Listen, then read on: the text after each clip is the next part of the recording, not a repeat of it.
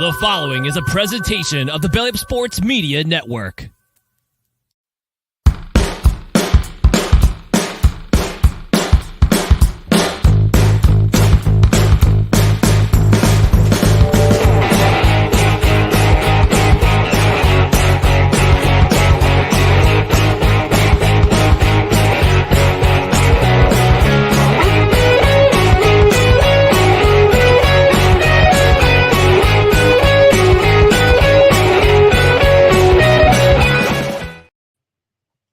All right. Welcome, everyone, to another edition of No Credentials Required, where you don't need a press pass to talk sports. We are proudly presented by the Belly Up Sports Media Network.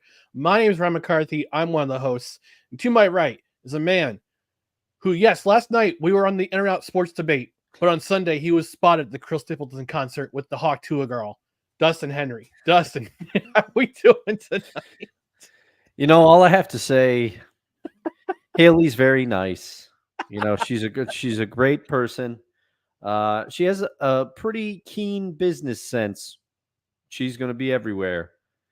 And as to if she performed her move, I'll never tell. All right. Gentlemen, yes, gentlemen don't spit and tell. Yeah.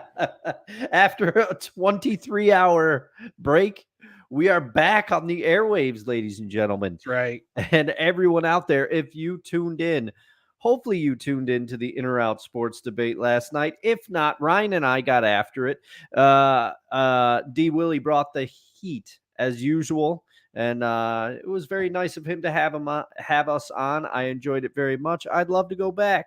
Yeah, me too. It was your first time being on the program, and it was my second time being on the program. So hopefully we'll be back on very soon. And you know, Drew was very gracious and asking us to be on, and we were very happy and we were very honored to be on with him. So, but we'll have to have him on an edition of No Credentials Required soon. I know his work schedule is kind of wacky, but we'll figure it out.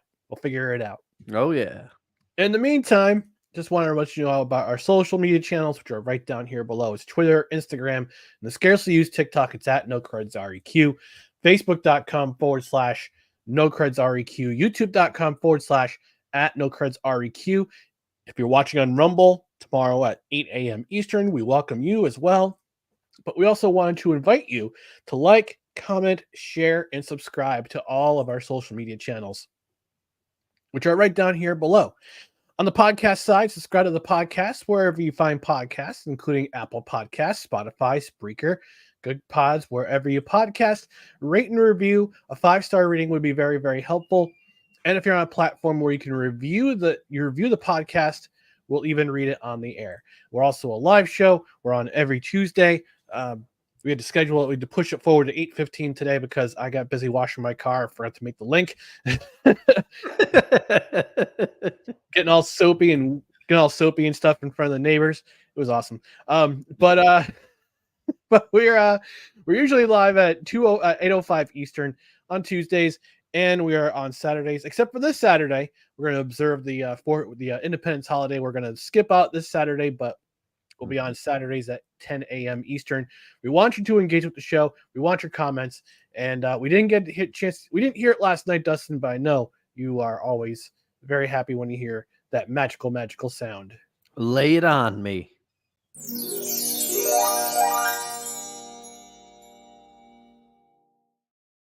So, in addition to this podcast, which you'll hear tomorrow, there's going to be a bonus podcast episode.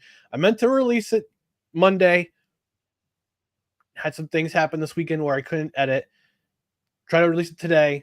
Had emergency repaired to make last night. And this afternoon I got a little bit busy with some domestic stuff. So I'm going to try to edit it tonight. But tomorrow in addition to this podcast, which drops at midnight, you'll get an extra bonus audio episode, which will be aired also on Fox Sports 980 and 95.9 tomorrow, Wednesday at 3 p.m. from 3 p.m. to 6 p.m. Eastern. It will be released after the show. So that way you get it mostly commercial free, with the exception of a couple of bumpers we have for Belly Up Sports. But it'll be our my full conversation with Gaz, and yeah, it'll be my radio debut tomorrow. So I'm excited. I'm excited about that. And again, you'll catch the podcast 6:00 p.m. It'll drop. It'll be a bonus audio episode, and yeah, you can listen to it there. So I'm pretty excited about it. Yeah, I'm looking forward to checking that out as well, because obviously I wasn't there for the conversation. So I want to hear what you and Gaz talked about. I'm excited to tune in for that one. And remember, as Ryan just said, if you're local, it'll be on the radio airwaves as well, Fox Sports 980. So tune in. Yeah, iHeart app and the TuneIn app. So you want to check it out there if you can't, because I know the signal's a little bit weak in some areas, but you can always find it on your phone, your handy dandy phone. Get the iHeart app. Get the TuneIn app. You can listen to it there. But in the meantime, we're gonna resume our summer movie series. No ticket required. Let's roll that beautiful bean footage.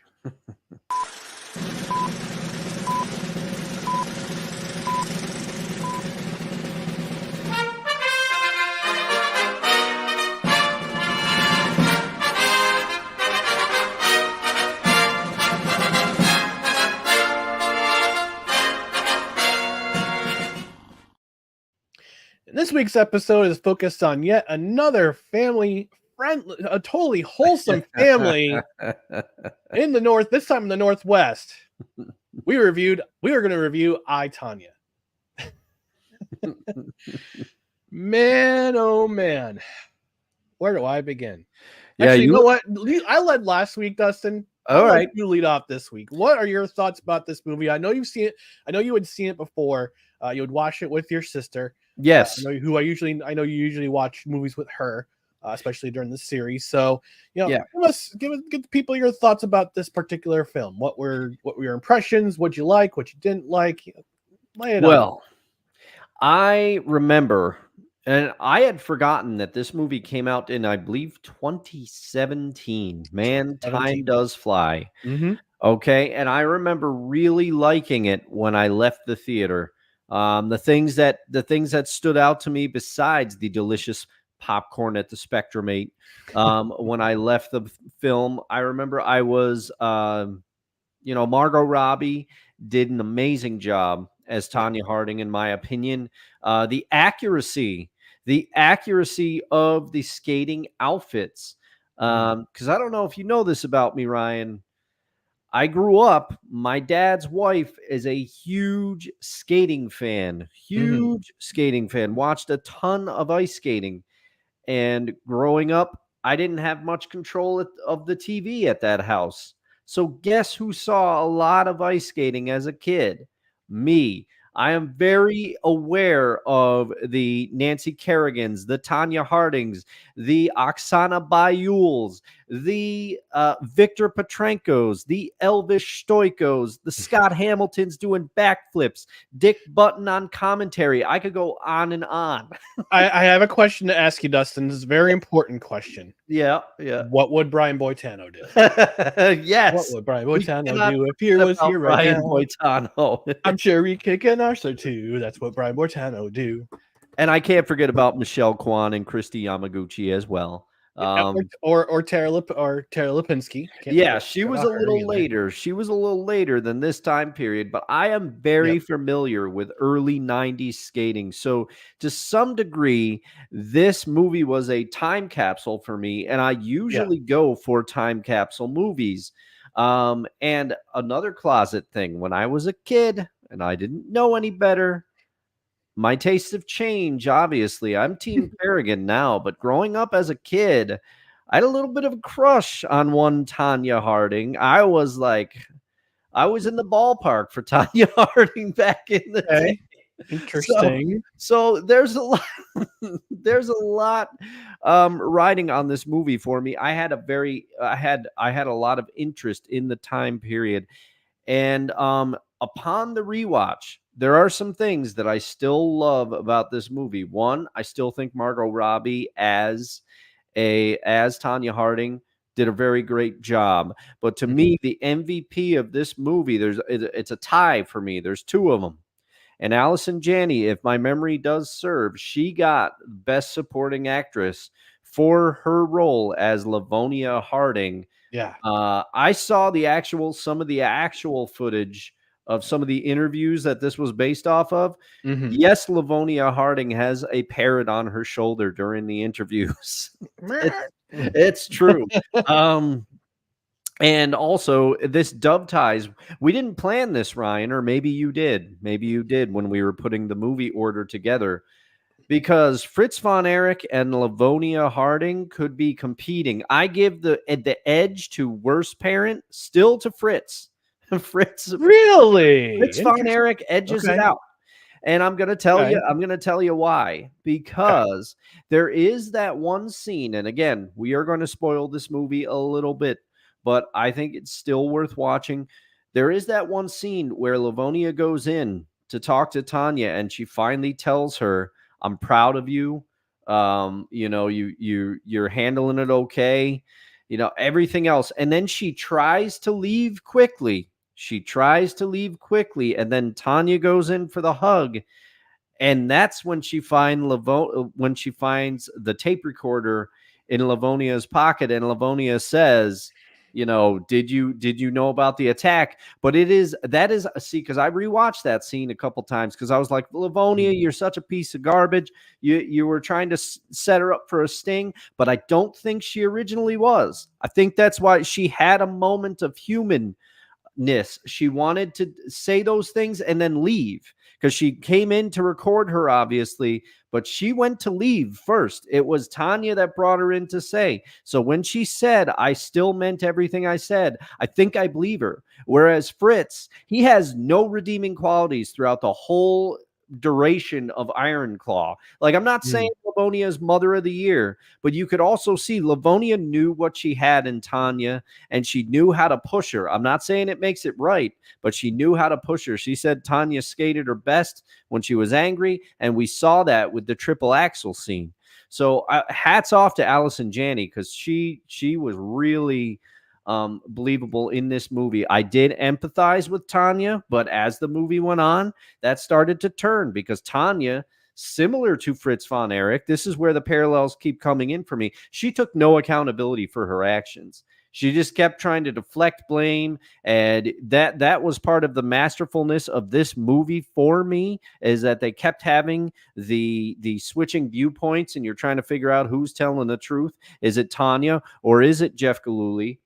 This movie had a little bit of comedy injected in the form of my other MVP of this movie, Paul Walter Hauser, aka Sean Eckhart. Let me, if you're not going to watch this movie for anything else, watch it for him, because the subtle comedy and the physical comedy that he does, it's all over the map. And also some of the quotes, when traveling internationally, I'm as resourceful as a lizard. I don't even know what that means. He's got a lot of things. So overall, I still, to kind of quicken it up a little bit and give you an opportunity to talk, there's two main points I want to make still.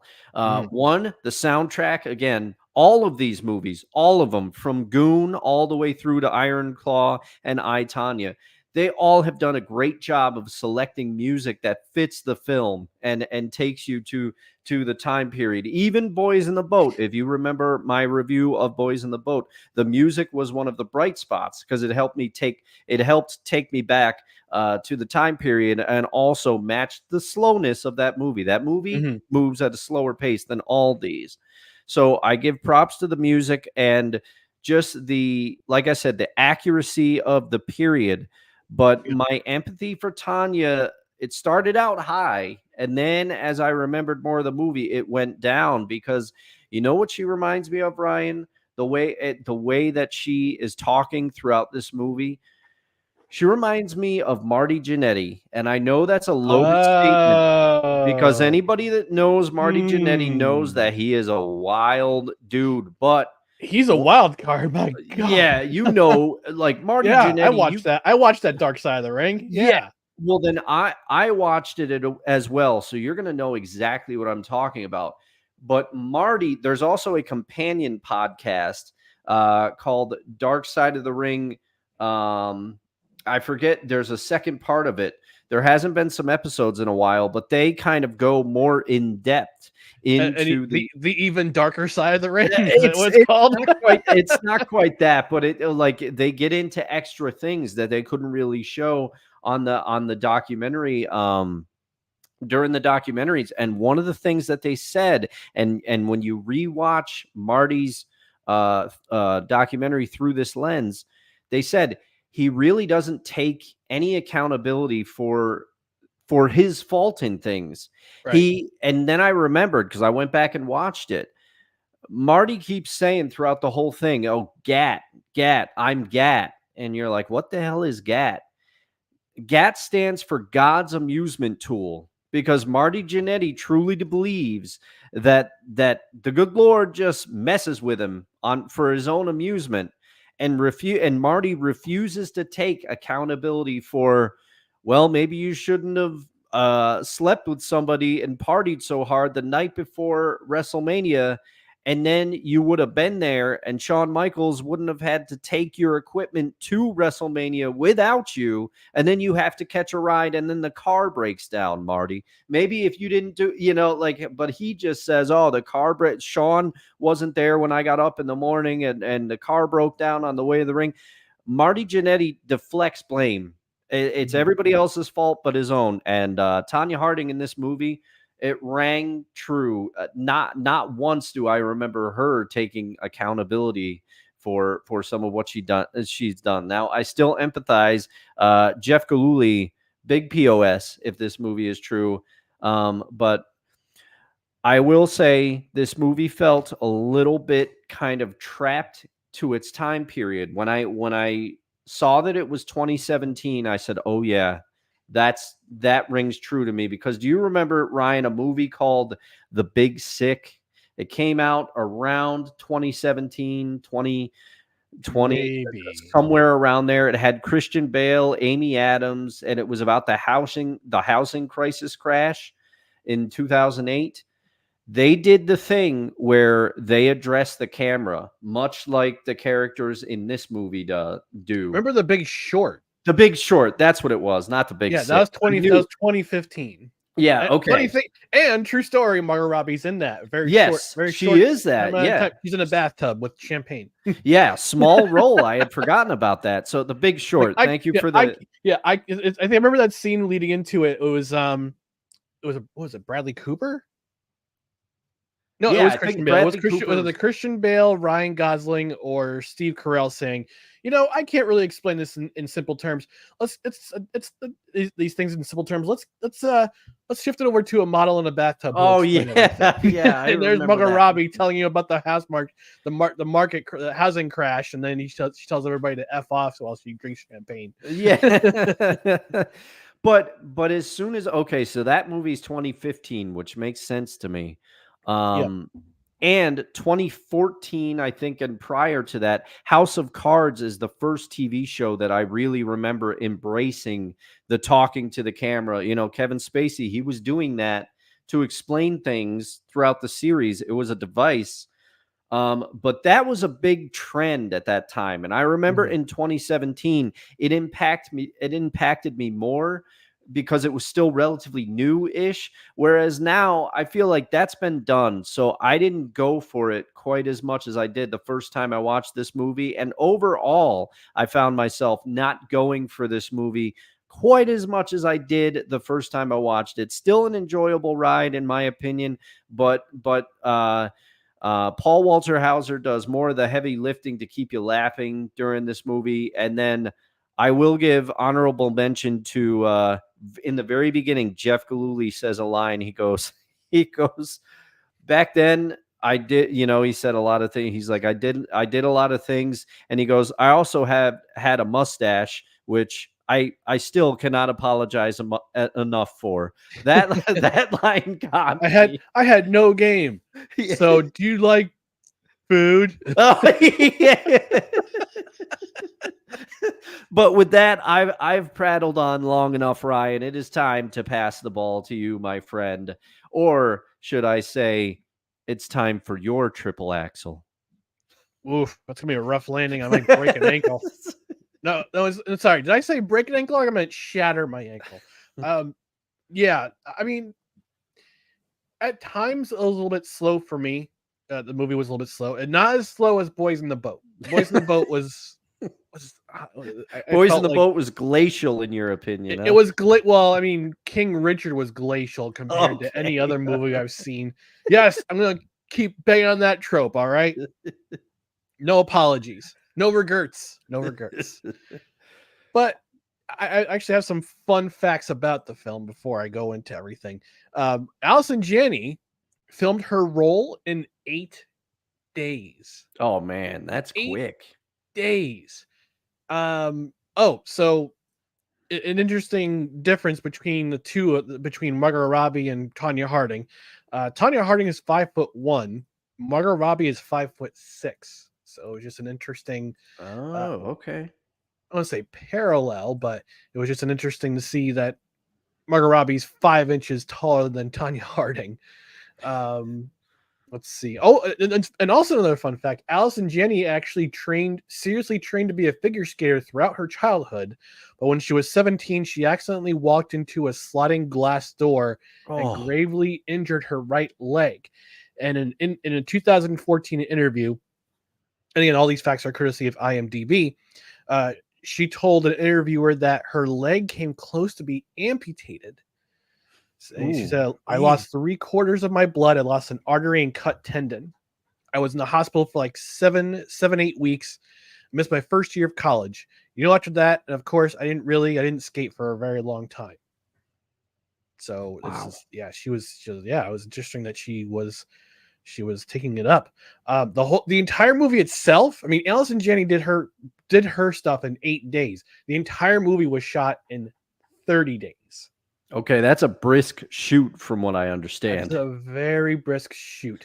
So Margot Robbie is Australian, Sebastian Stan is Romanian, and they're playing American characters, which is really funny. Margot Robbie mentioned in an interview that she had met the real Tonya Harding before the shooting of the movie. Together, they talked about the difficulties Robbie, being I believe this director, had with her ice skating sessions. Harding was really nice and trying to help her, according to Robbie. She was worried Robbie would get hurt during training, suggested she could teach her some techniques at the ice skating hall near Harding's home. Unfortunately, Robbie didn't bring her ice skates along to the meeting with Harding, so they never skated together. Oh.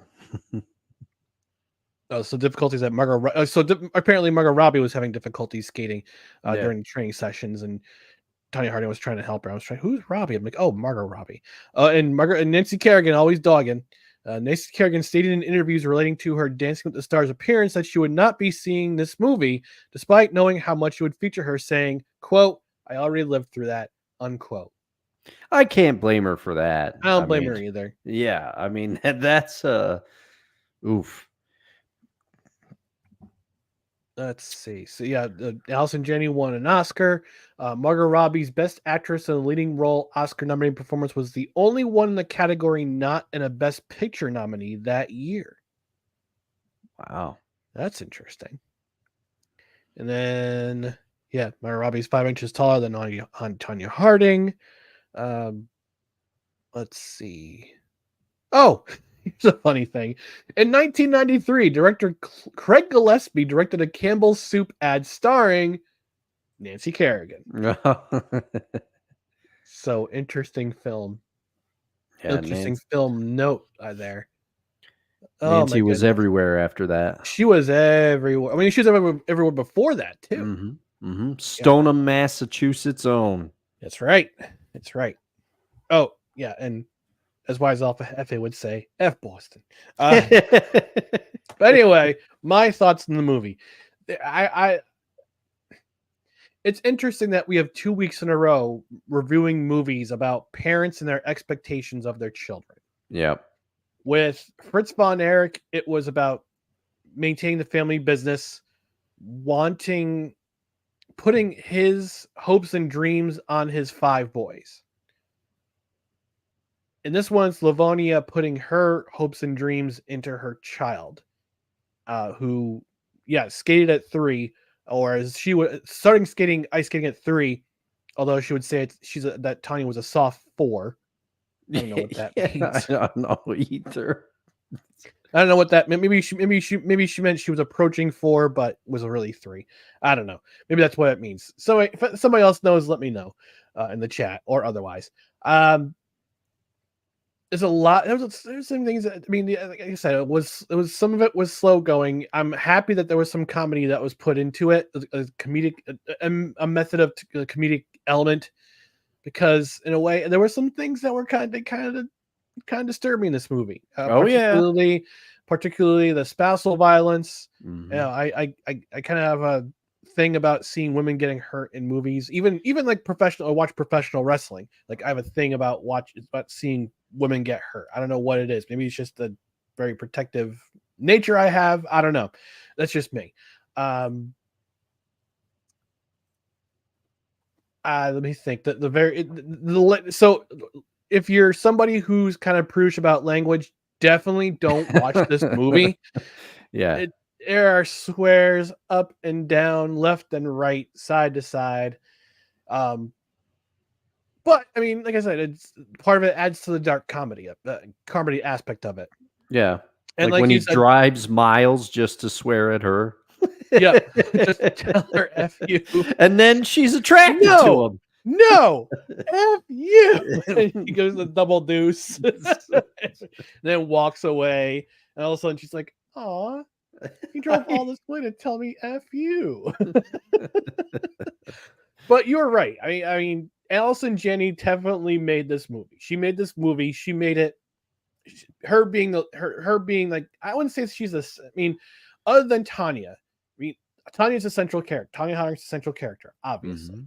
But Livonia, in her role, from childhood all the way up to the Olympics, the first time around, and the second time around, paying people to tell off Tonya so she can perform that triple axel. So she gets better when she's angry. Mhm. I've only seen that trick work once in sports. If I remember correctly, Roger Clemens would say, I pitch better when I'm angry. Perhaps that's why he threw 90 miles an hour, in the 90s for so long. Well, that and the steroids. Allegedly.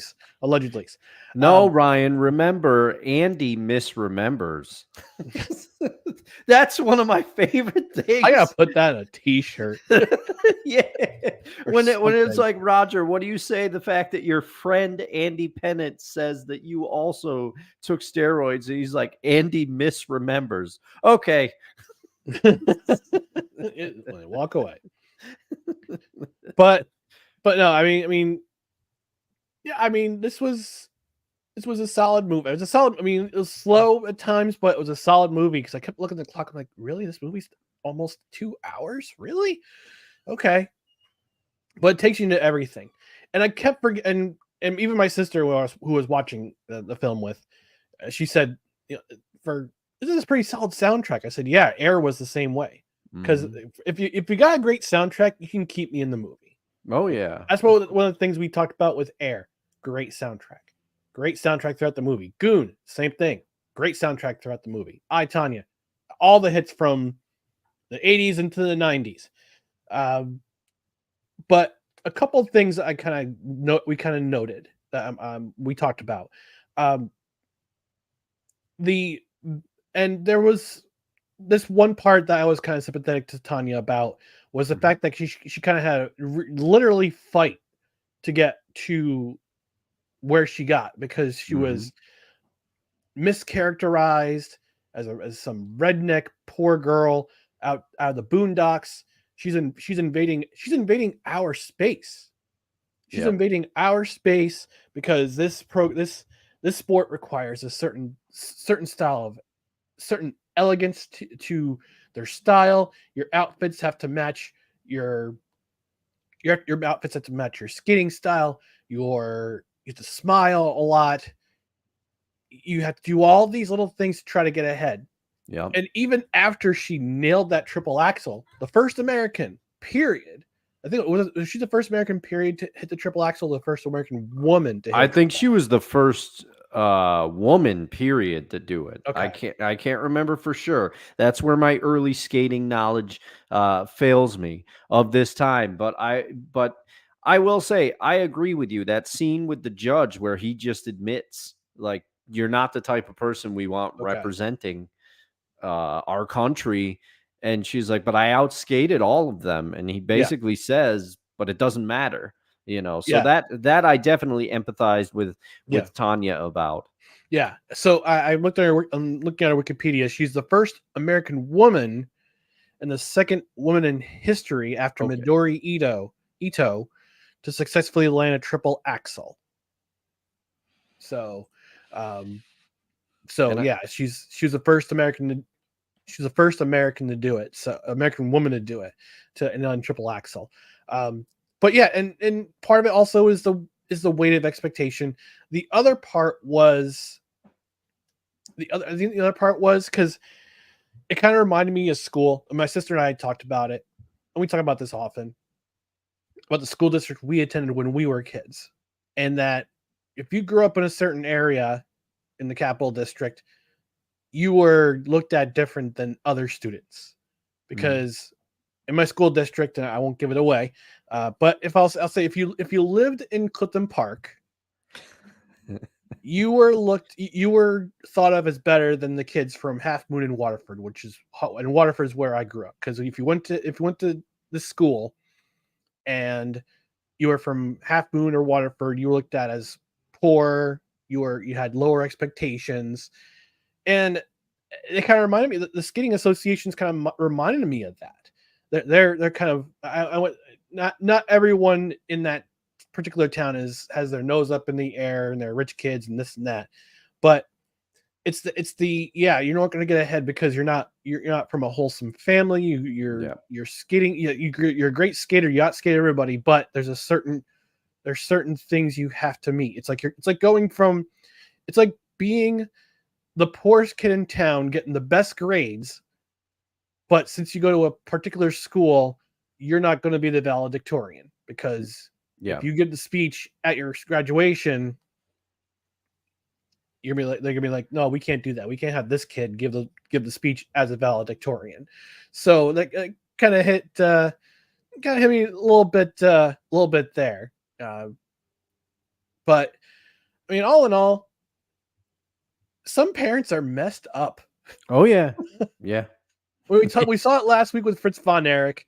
We saw it this week with Tonya Harding's with Lavania Harding, who went through six husbands. I wonder why. I wonder why.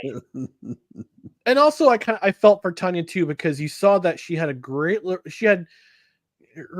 relationship with her mom very contested. Obviously, they still don't speak to each other. Yeah, which is sad understandable. because which is understandable considering what Lavania did to Tonya.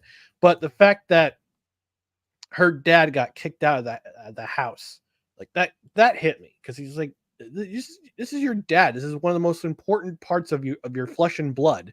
Yeah, like this is half your makeup, and half your makeup is leaving because they can't get along with your other half. So well, and he was kind of protecting her, Yeah. you know, or she was the one that he was the one that she connected with, you know. You could see and felt safe with him. Yeah. So that scene got to me too, where she's like, don't leave me here with Yeah. her, you know. But Yeah, and I part of that with her being with Jeff Galooly and her other husband, and now she's married now. She's married again, but this one seemed to stick out. And it's interesting. At the end of the film, they had before the credits, it says Tonya is married with she works in construction. She paints. She does painting. She does deck building. She does. I forget whether I think she's landscaping too. And it says she's married and has a daughter. And it's interesting. It says interesting part. She says Tonya wants everyone to know that she's a very good mom. Yeah. And it's like you start to feel for her again because she's Yeah, been through you that. do. She's been through all that stuff. And yes, I understand that she didn't actively mention her part in the Nancy Kerrigan assault. Mm-hmm. And by the way, Paul Walter Hauser, Stingray from Cobra Kai, well, absolutely hysterical, absolutely hysterical. It's like, well, gonna take my years of covert service and learn about how we got to Nancy Kerrigan. But you have that's not in your resume. You don't have that experience. Yes, I do. Yeah, I do. You just don't see it in my covert ops. I teach that stuff. Well, you don't. Yeah, I do. I'm just not going to actively say it. But his comedic style, it just cracks me up every time. Oh yeah. Or the part where he's like, "You got to be 4 steps ahead. 4 steps ahead. It's exhausting to be 4 steps ahead of everyone." And then he's like, "Oh, we got to get that money to get them out." And then Jeff Galooly goes to the stupid bank and he's like, "Make the check out," and he gives their names. Like they're so stupid. Like everyone's dumb. The character of the reporter that says, the fact that he was like the biggest boob in an operation full of boobs is astounding. But I did, and also there are parts of this movie where I empathize with Tonya, specifically that reporter character, and I remember this being real because I remember seeing it, one, on the news at the time because this was everywhere, and two, Albertville and Lillehammer will be forever linked for me because of this, like etched in my mind. Those are the 2 Winter Olympics I remember best. But the other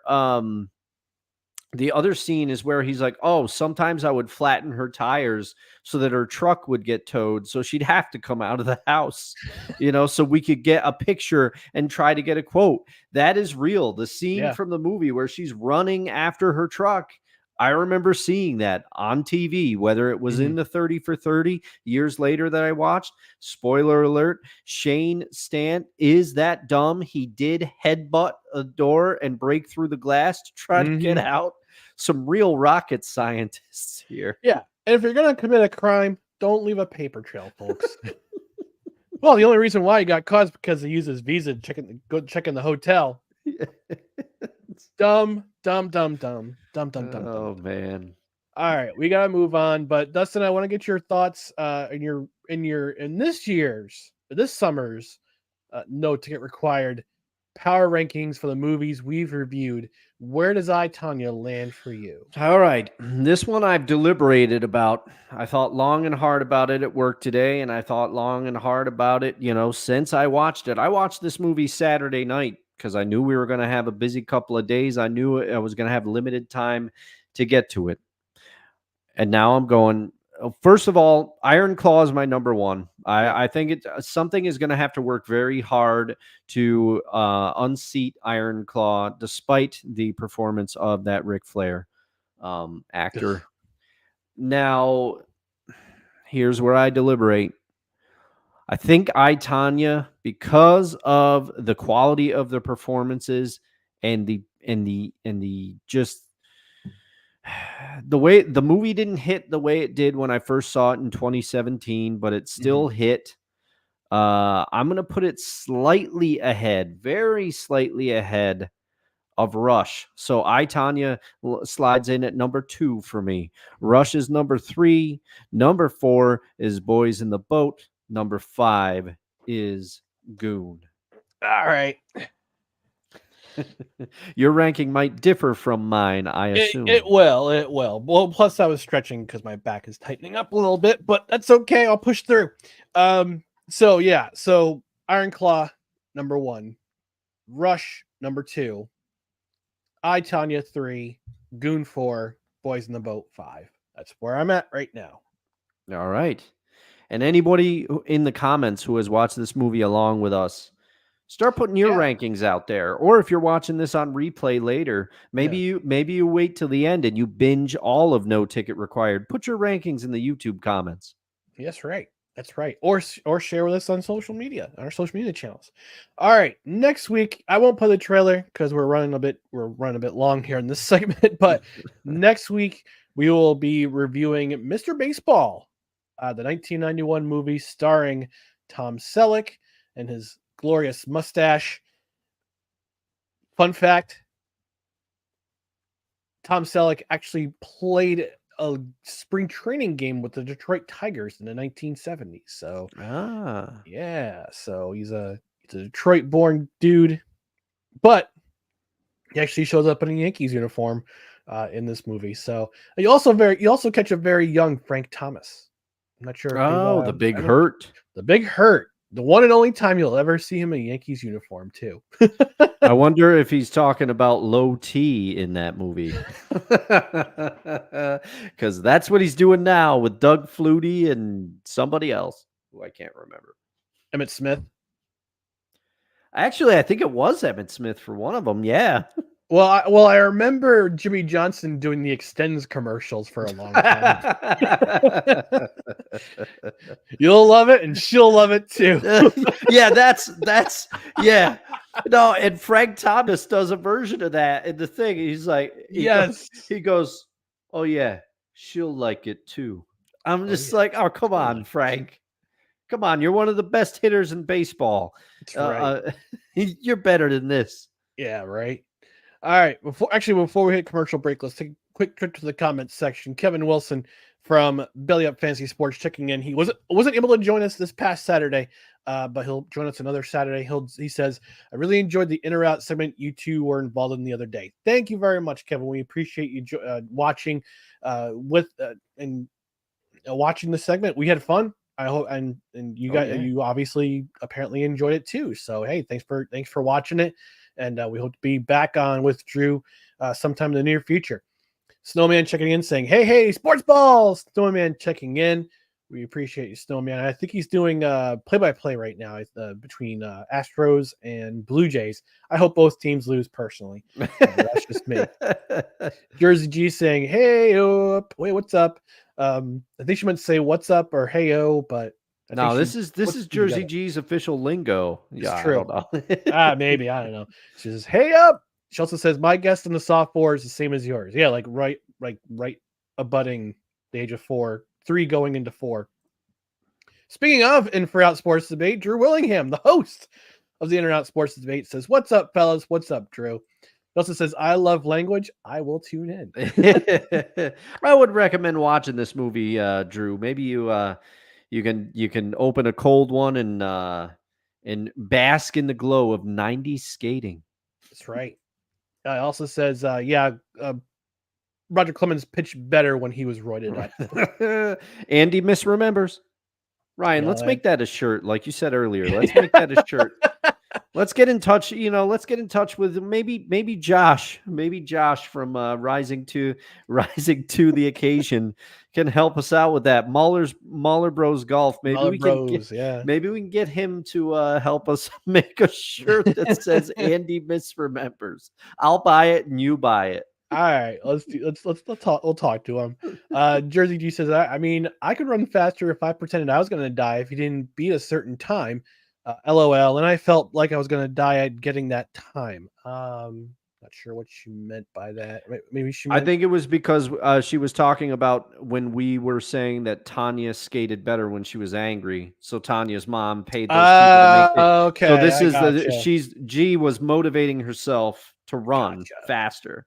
True. Okay. I got you now. Okay. I had to think about it for a second. I'm like, wait, which part did she mean? Okay. Then you got it. You obviously speak Jersey G for me. Matt Damon was Drew saying Matt Damon was a chubby fat asterisk in air. That's true. He was Matt Damon. Tonya Harding also says Tonya had triple bad character. It's true. She did. But I guess she's okay now. Yeah. Playmaker checking in says Ryan, Dustin, good evening, fellas. Take it easy on Yo Prince. I can't do that either as well as either you, Cole, or D Willie. You all. That's why I don't even try. Cole is the best one of the three of us. He's the one who thought of that. Of okay. Jersey D continuing Britney Spears' dad put her in conservatorship and look at Britney now. Michael Jackson's dad was crazy, harsh, etc., etc. Yeah, it seems like some parents have good intentions and some parents have awful intentions. I mean, Britney's dad. I mean, everybody was screaming, "Free Britney, free Britney." We freed Britney, and she's dancing with knives. Last I saw. Yeah. I mean, Britney's having a tough time, but at the same time, what Jamie Spears did, I believe that's his name. He basically just worked her like a horse or something. Right. Like it's bad. And Joe Jackson, a Hall of Fame POS. But don't forget, G, in that documentary about Britney Spears, her dad was making cheese grits for her in the beginning to show how much he cared. It's true. He did. Drew says the Kerrigan assault is why she has bad character. He also says Tonya Harding equals Ready? And pull! Trash! Hey, when in 1991, 92, into 93, and probably 94, little Dustin had a bit of a thing for Tonya Harding. It was the braces, wasn't it? The braces and the bangs. that flu. It was those floofy bangs that every girl had with the ponytail. Wasn't it? Wasn't it? Drew's very excited that we're reviewing Mr. Baseball next week. And I know he's a baseball fan himself, so he's excited. He's excited. I'm fired up to watch that. It's been a long time since I've seen that. Okay, so Brittany's dad said I am Brittany now. Ooh, that's scary. Oh yeah, when he put her in the conservatorship. And Jersey G saying Dustin speaking G tonight. Word. Don't worry, I'm translating between the two of you. All right. Well, I mean, you're caught between two people from Jersey, so originally from Jersey. All right, that was this installment of No Ticket Required.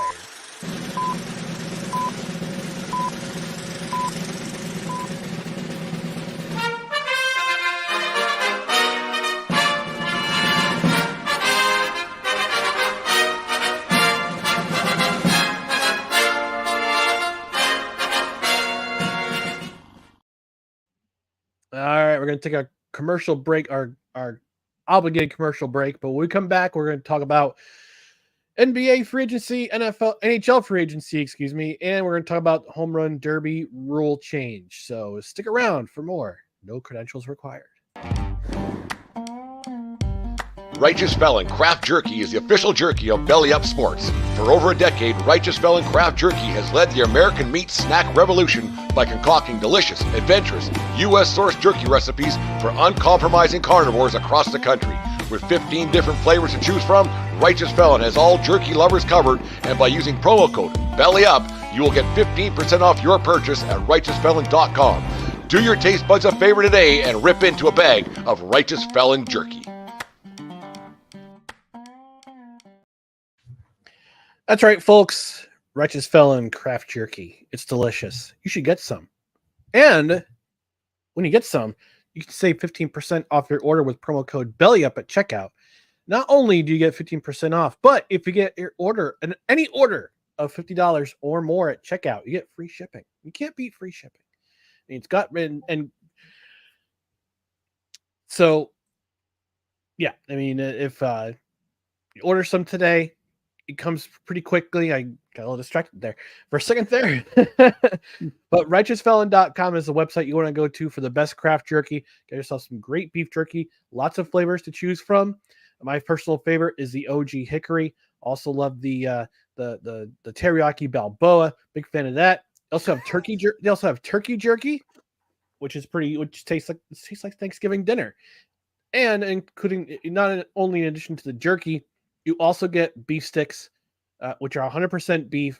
Their primary ingredient is beef, unlike those other beef sticks, whose primary ingredient is pulverized chicken. I can't believe they did the Macho Man dirty like that. And now they're doing LA Knight dirty with that. But in the meantime, folks, yeah.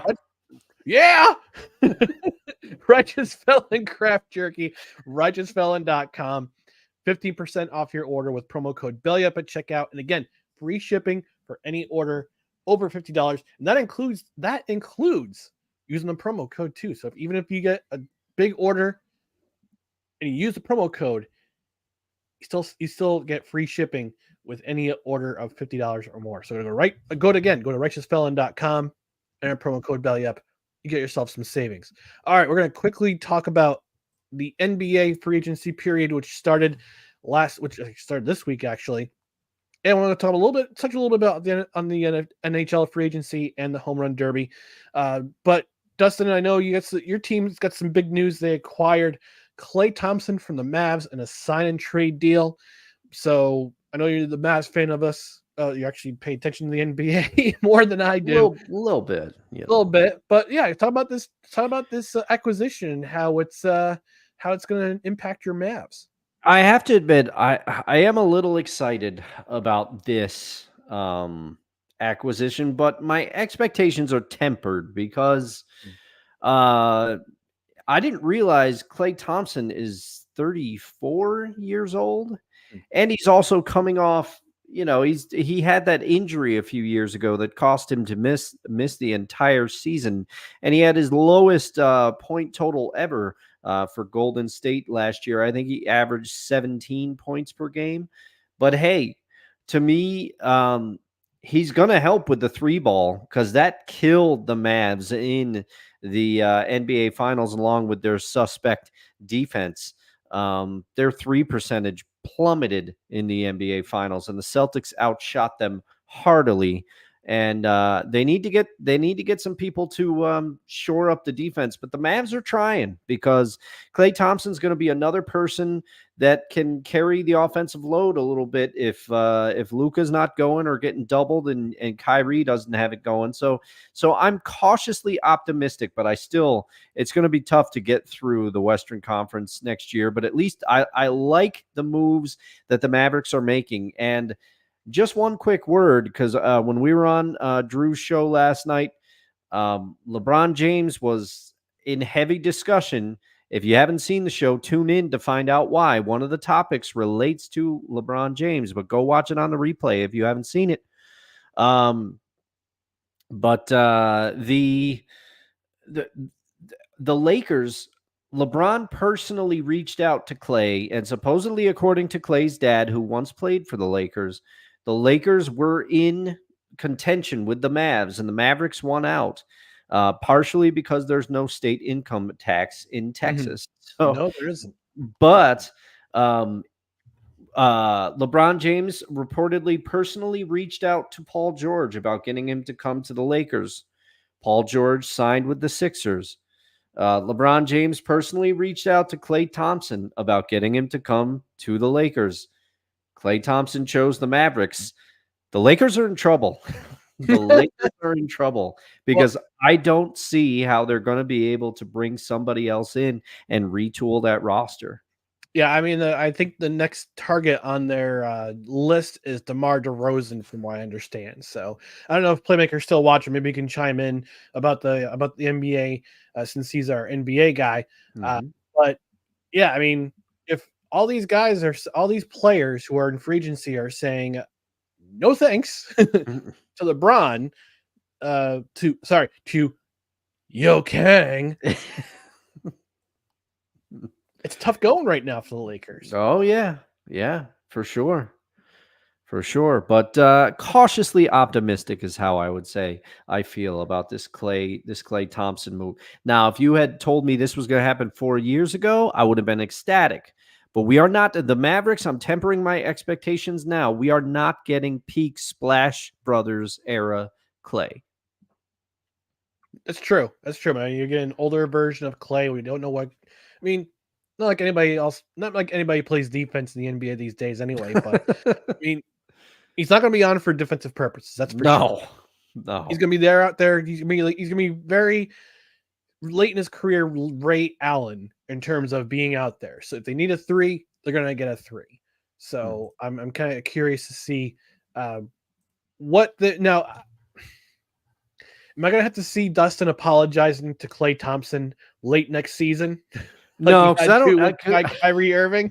Because I don't think I'm going to go in on Klay like I did on Kyrie that one time. That's true. That's true. You didn't. He's not going to steal Luka Doncic's smile. I hope. But I guess in exchange for the sign and trade deal, the Mavericks sent 2 second-round picks, I think, consecutively. I think so. Yeah. Yeah. And as I said, Playmaker, if you're still out there, correct us in the details because we don't. Like I said, we just know that Klay Thompson joined the Mavs. Got all the details. Oh, so he actually say his name and he appears. I believe in the Playmaker. All right. He says Klay felt disrespected by the Warriors and wanted no parts of the Lakers circus. Mm-hmm. There you go. So say his name. He appeared. Thanks for filling us in. Thanks for filling us in, Playmaker. We appreciate it. Now we're going to move on quickly to the NHL. Free agency has been just as soon as the season ends. The season ended just last Monday. Free agency period with the draft a couple days later, and then free agency started on Monday. And both our teams had pretty good days, pretty good first days. And yeah, not only did the Devils have a good draft. Pretty solid draft. Actually, before I think it was before, just around the time the Stanley Cup Finals started, they acquired Jacob Markstrom from Calgary for Kevin Ball and a 2025 first round pick. They made some trades during the draft. They sent some players to other teams. John Marino went to, I believe it was the Utah hockey team. Utah hockey team. We still got to talk to Kevin about that. I'm sure he's got some thoughts. And we're gonna do it, Kevin. If you're still watching, we're gonna do Wilson on Wilson at some point whenever we can make it happen. Yep. So during the draft, they also sent Akira Schmid and Alexander Holtz to the Vegas Golden Knights for, I'm trying to remember his name. Real-time research, everybody. Real-time research. I know his last Paul Cotter. Paul Cotter. There you go. Paul Cotter and another draft pick in 2025. Solid third liner, great skater, and he's going to make a difference for the Devils. But free agency period began. There were some rumblings that they're going to try to get a defenseman, try to get a forward. Jonathan Marchessault was in the mix at one time or another, but he was a little bit too expensive and wound up signing in Nashville. But they shore up their back line. They bring in Brendan Dillon, formerly of Winnipeg. They bring in Brett Pesce, who grew up in New Jersey, so he knows his Taylor ham and egg and cheese sandwiches. Don't start that again. I know I'm going to catch hell from Jersey G for that. I don't care. I said what I said. And they bring back Stefan Neusen, who was in Carolina last year. They add some grit to the front line. They also brought back Tomas Tatar this afternoon on a 1-year deal. Last year he played in Colorado. This year he's back with the Devils. And if you haven't seen it, go to the New Jersey Devils Twitter page where they announced the scheduling for this year. And the video is directed by Curtis Lazar. But it's Dougie Hamilton in a fake mustache and glasses telling people where they're going to play this year. It is hysterical. I'm not going to share it here because we're pressed for time today because we're going to try to keep it short just because of our appearance last night on In and Out. And plus we've got we got 2 podcasts releasing tomorrow, Wednesday. But yeah, I wanted to share some thoughts about the Devils. Solid free agency period so far. They address the needs they need to address. They bring in some grit in the back line. They bring in some grit up front because they lacked that this year.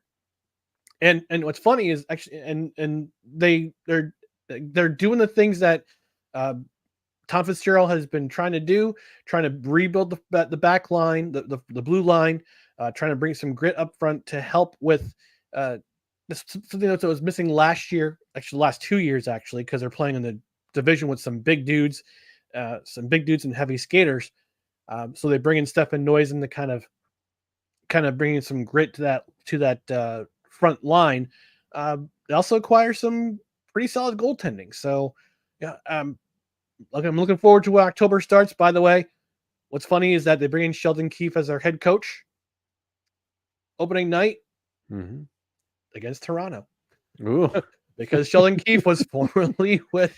He was summarily dismissed by Toronto, was he Yes, not? he was. He was. So, but no, I'm happy with what the Devils have done so far in free agency over the first couple of days, and I'm looking forward to see what other kind of moves that Tom Fitzgerald makes. I know they're trying to bring some toughness to the team to help out with Jack Hughes is a little bit smaller, and obviously had a rough season last year with injuries. Once again, getting kind of beat up by other teams. So they're trying to bring in some toughness, some grit, and they're doing that. So I'm happy with how things gone. Dustin, I wouldn't say you've been completely shut off from the NHL considering the result of the Stanley Cup final, but your Oilers have made some pretty interesting moves as well. Yeah, and I don't pretend, kind of like you with the NBA, I would say you follow the NHL closer than I do.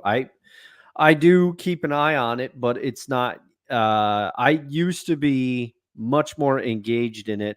I used to be reading like Edmonton Oiler hockey blogs and things like that. I don't follow it to that nature, but I know they re-signed Corey Perry. I like that. I like that signing. They re-signed Adam Henrique to a 2-year deal. Formerly the New Jersey Devils. Yes, formerly of the New Jersey Devils, and he was part of the Taylor Hall trade, which I still don't think should have happened. Taylor Hall got a raw deal in Edmonton, and for as talented as he is, he's gotten raw deals in other places as well, I feel like. But they also they signed another Skinner. I cannot remember Jeff Skinner. His name. That's right. And so far I like it. They signed a goaltender formerly of the Canucks. I'm assuming to get some goaltending depth because I think Skinner has done enough to be their starter again next year. But so far I got to read up a little bit on these moves, but I haven't seen anything that I've been like, whoa, what are they doing? I like their longtime GM, I believe, just retired, didn't he? Ken Holland. Yeah. Ken Holland's in the outs, and I don't know who their new GM is, but their CEO of hockey operations talked about the moves on the website. So I'm looking at the Oilers season, the tracker. I'm trying to find out who else they signed. They brought in. They extended Calvin Pickard to a 2-year extension. So maybe that's the goaltender you were thinking of, because he's gonna be backing up Skinner probably this year because they released Jack Campbell. Okay, so all right. he's gone. Because I followed the Oilers on Instagram, and I thought I saw a goaltender that was in a Canucks uniform. So I don't know. I could have been looking at something else here. Yeah, let's see. I'm not finding it. I would have to pull up their Instagram account and start going through. That's RTR. That would take too long for a live show here. So needless to say, we're both pretty satisfied with our respective teams, having good first days. And I had a chance to look at the Devils' schedule this afternoon. So because everybody's, and another cool thing about the NHL is that they keep things kind of interesting. They keep things interesting. They keep people informed. And the draft, free agency, and today the schedules came out. I'm looking forward to possibly going back down to New Jersey in December. They played an afternoon game against the Blackhawks. Last year I went to see them play the Blackhawks, actually this past year in January I saw them play against Connor Bedard in the Blackhawks. Unfortunately, Connor Bedard. Unfortunately, his jaw was broken in that game, so he exited kind of early. Hopefully, we get him for more time this year. Sorry, Calder Trophy winner, Connor Bedard, because he won the Calder Trophy as Rookie of the Year. The other game I'm looking at is on Thursday, March the 13th. I believe it's the March 13th. Is it possibly March 13th, 2025? My New Jersey Devils play your Edmonton Oilers at the Prudential Center. And we're going to try to go and try to get a seat somewhere behind the Edmonton bench so Dustin can yell, "Hey, Nobby!" I will do it. I will do it. And I found it, Ryan. I found it. The Oilers also bolstered their goaltending depth on Monday, signing netminder Colin D'Elia to a 1-year, two-way contract. Yeah, so he'll play. He got a 1-year, two-way contract, which means I believe he gets the same salary if he plays in either Edmonton or Bakersfield. If I'm not okay. So, so it was more for the minor leagues, but he'll get a bump in pay if he plays with the club, but he gets the maximum salary for AHL players if he plays in Bakersfield, which is where their minor league team their AHL team is located. So yeah, October, not too far away. So we're both pretty happy about that. All right, last thing we're going to discuss for the night: Major League Baseball once again making some rule changes, but this time it was not necessarily an in-game thing, but it was with the home run derby. So this year, the first round will be 8 hitters, top 4 advance. Tie is broken with the longest home run in the first round. So if you have 6 hitters, if you have 2 or 3 with the same amount of home runs that are tied, the one with the longest home run will advance. So that will happen. Semifinals will be bracket style. The player who hit the most home runs in the first round will face the player who hit the 4th most home runs. Then it'll be 3 versus 2. It'll be based on the first round home run totals. And the final, it's top 2 face off. And here are the rules that are switching. First round and semifinals, 3-minute rounds, 40 pitches, 1 timeout. You get 3 bonus outs, which means every swing is a home run or an out, and a 425 foot home run or anything above that in the bonus round earns a 4th bonus out. So you're getting the outs are coming back again. And the finals, it's a 2-minute round, 27 pitches, 1 timeout, same bonus rules apply. I don't know why they changed it again. I mean, I sent the text to you. It'll be interesting to see. But what are your thoughts about this rule change? I'm not a fan. Yeah, my preliminary thing is that I said to you when you texted that to me, I said it looks like they're trying to quicken it up again. Do something to quicken it up, but take some of what worked before and then bring back some of what they said didn't work. They got rid of the outs. The problem is, Ryan, the home run derby is about the only all-star skills competition thing that I watch religiously now. It's one of my favorite all-star break events, but they keep changing the rules so much and messing with the format that I have no strong feeling on this one way or the other, because I feel like I can barely keep track of the formats anymore. Yeah. They need to stop messing with it. I feel like they need to give people time to breathe. Give it some time to catch on. Give people time to either love it or hate it. But I feel like Rob Manfred's tenure as commissioner, he's always messing with something. And I think they're just trying to quicken up the game. And sometimes I am not opposed to the pitch clock. Okay. I like the pitch clock, but at some point you got to draw the line. Like the home run derby is supposed to be a spectacle. It's supposed to take a long time. Yeah, it is. It is. And once again, Rob Manfred doing his thing and saying, "No, I don't like this. Let's change it." Now, I don't know if this was at the behest of the 4-letter network, or if Rob Manfred's just going, "You know what? It's another day that ends in Y. I'm going to change the form. I'm going to change things again." This is why I can't wait till 2029. And again, this is another thing to add to the platform when I run for commissioner. Mm-hmm. Bring back the original rule changes to the home run. Bring back to the original the rules before this set of rules change for the home run derby. Leave it like it was before. Stop changing things. It pisses off fans.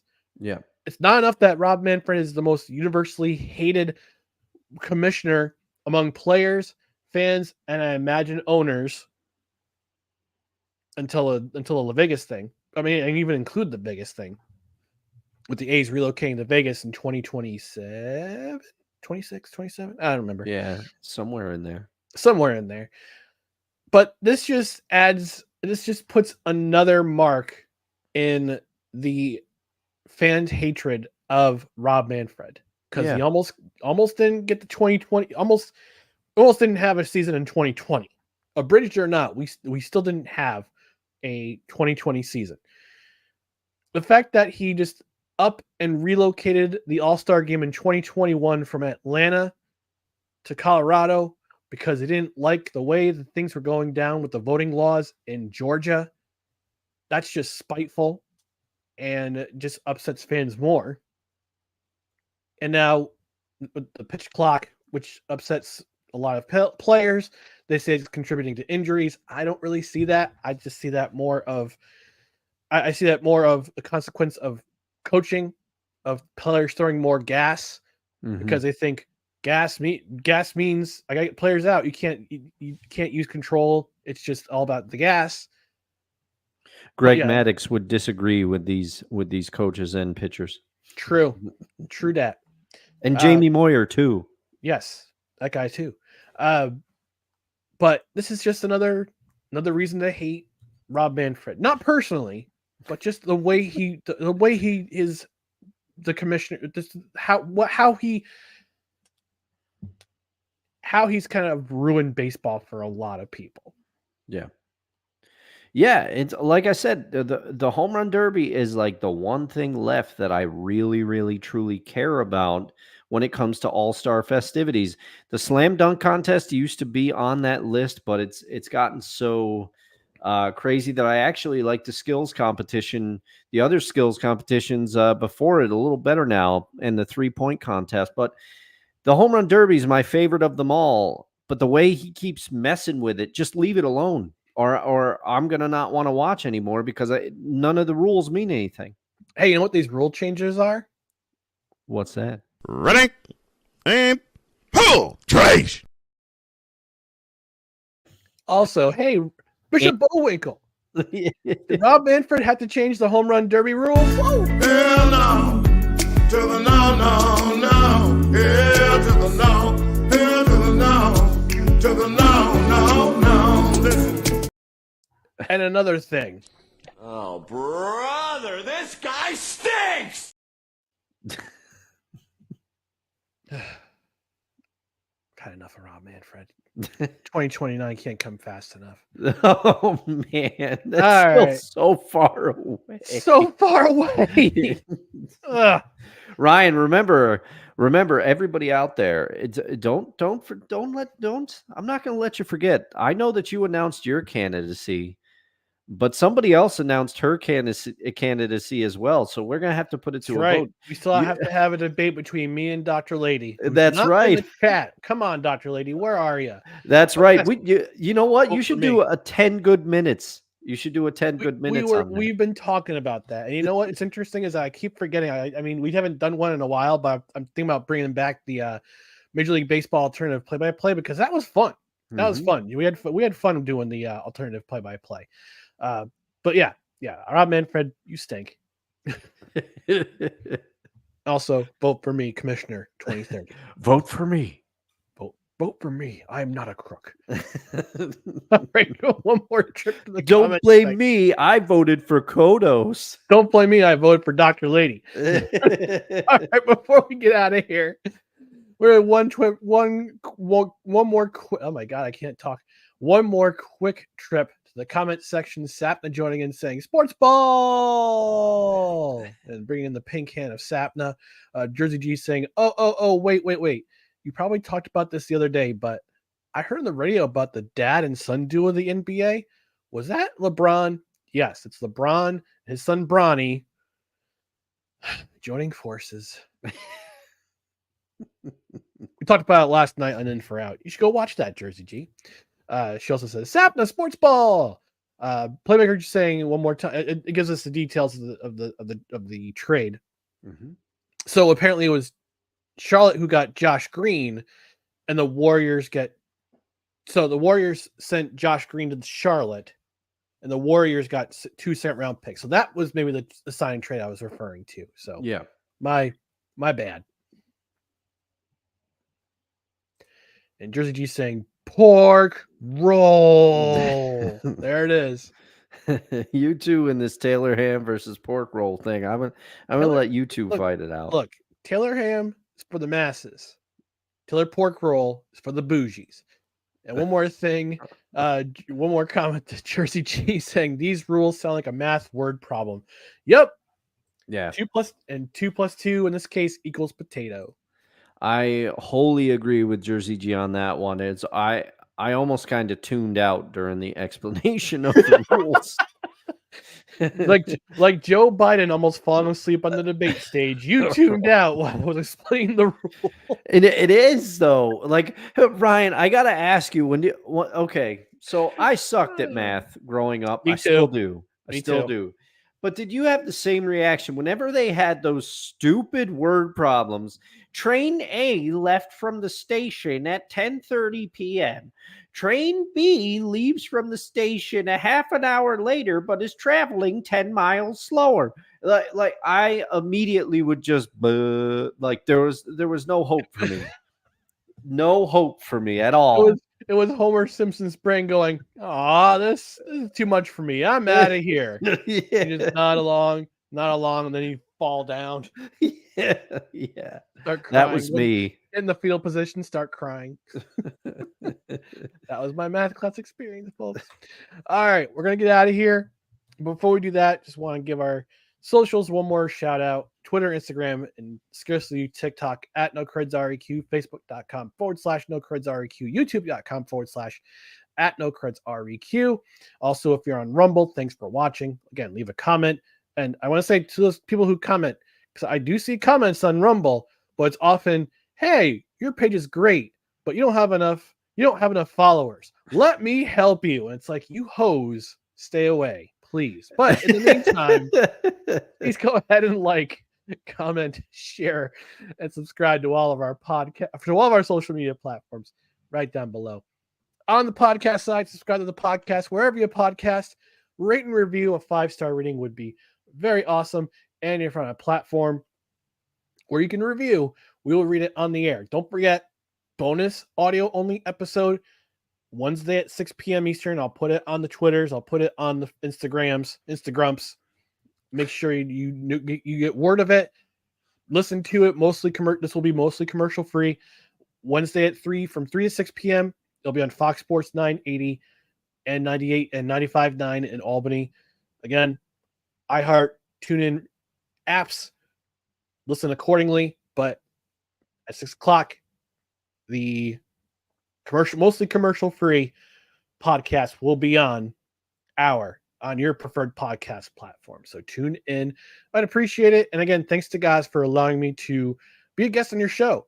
Hopefully next time we'll have Levac with us. And again, we hope you guys come back too for another episode of No Crunches Required, whether it be on the Saturday brunch or on the regular Tuesday program. We'll talk. We'll talk. Yeah. But that's going to do it for this another edition of No Crunches Required, where you don't need a press pass to talk sports. We are proudly presented by the Belly Up Sports Media Network. For Dustin Henry, my name is Ryan McCarthy. And again, no show this Saturday. We're observing the Independence Day holiday. We'll be back next Tuesday for our review of Mr. Baseball. You don't want to miss it. Until then, have a happy Independence Day.